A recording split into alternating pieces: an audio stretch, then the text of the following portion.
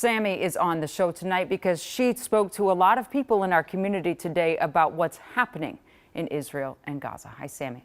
Jana, we spoke with the Jewish community and Palestinian Americans who say their communities struggle with this very complicated war when there are multiple truths that are very difficult to accept. For Minnesota's Jewish community, there are so many strong emotions. We are in a collective state of mourning and grief.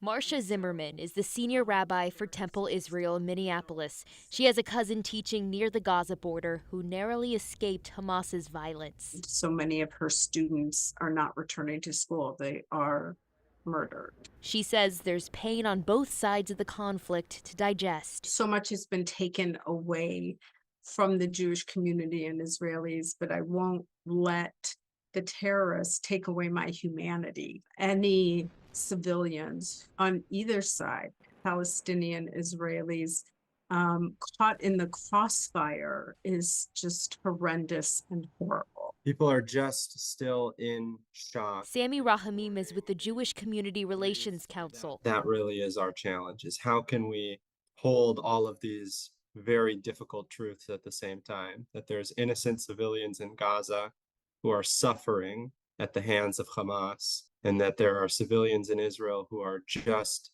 and shattered. Like, we're so close to Gaza down here that you could at night could hear the bombs go off. Kevin Aldawak is a Palestinian American. He says his family in the West Bank has suffered oppression from Israel for years. People need to understand that the average Palestinian person here is living in hell on a daily basis. He's stuck there since he was visiting family when Hamas began their attack. The unjustifiable violence that I seen on the day of the attack is, for me, was like, I can't watch. But he says Palestinians don't deserve to go through this pain. I have my parents, my brothers, my sisters, my uncles living through this, and I'm telling you, my family members are not Hamas members.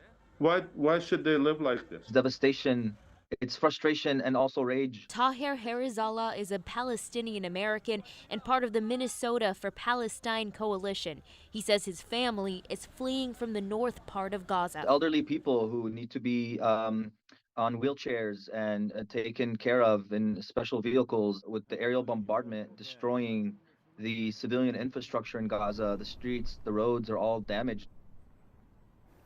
And Jana, of course, there is so much history before Hamas's attacks last weekend that further drives all of these emotions folks are feeling right now. Yeah, a lot of history. I mean, it doesn't just start in 1948 either. It goes on before that. So I encourage people to read into that history. Thank you so much, Sammy. Well done.